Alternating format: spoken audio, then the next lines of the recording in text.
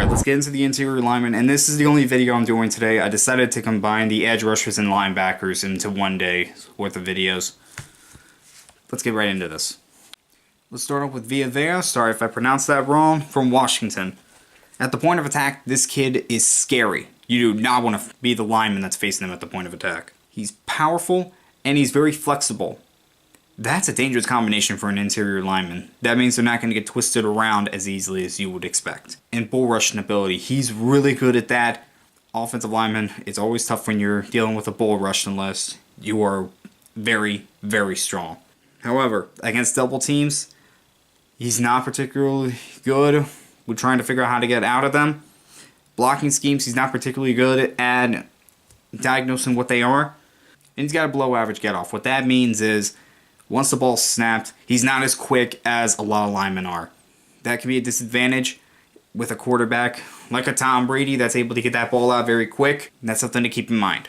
Let's move on to Daron Payne from Alabama. This kid has natural strength. He doesn't need to keep working on getting stronger. He's already stronger than most people are. He's never on the ground. He's always up trying to find the ball. The only time he's on the ground is when he's making a tackle. And he's from Alabama, so he's a technician. When you're a technician, you know what to do, and basically what everyone's weakness is. Now, he can play a little too tall. That is a problem. Leverage.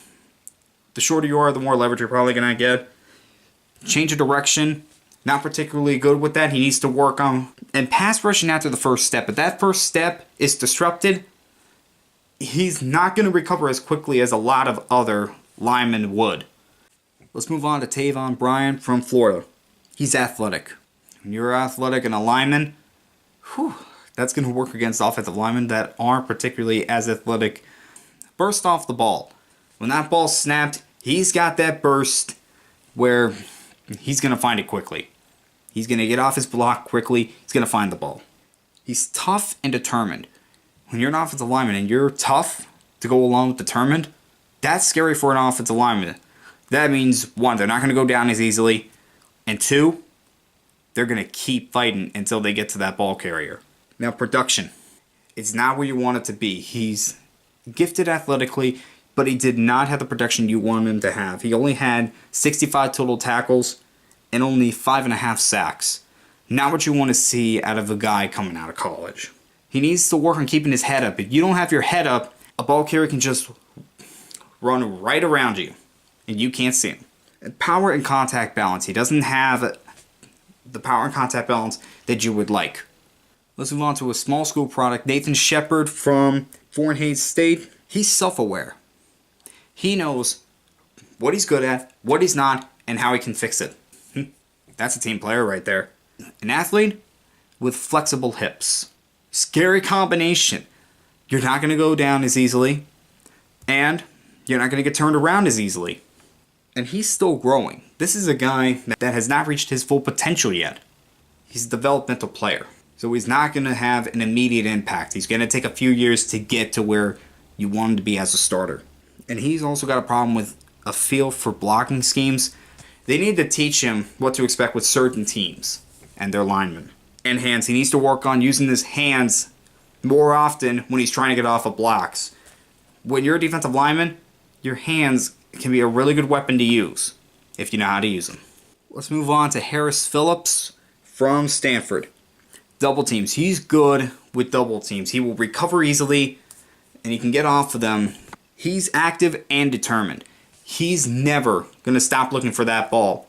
Again, when you're determined, that's scary for an offensive line because they know you're not going to give up. And he's got a strong core to go along with power.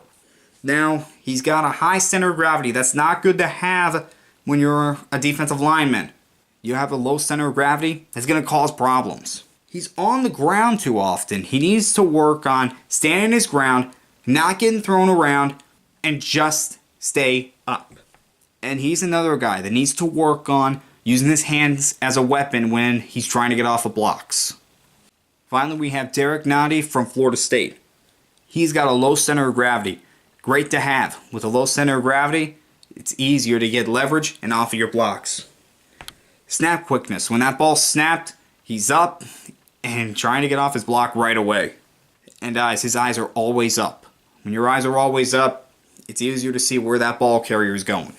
Now, he is undersized. That can be an issue when you're a defensive lineman. That means bigger and stronger offensive linemen can basically have their way with you when you are undersized. Diagnosing run direction, he needs to work on knowing where that running back is going to go. And hands. Here we go. Another guy needs to work on using his hands as a method of getting off blocks. Alright guys, thanks for bearing with me. I know this was not one of my better ones. But what can you do? Sometimes you're good. Sometimes you have your good days. Sometimes you have your bad days. Well, that was it for this one.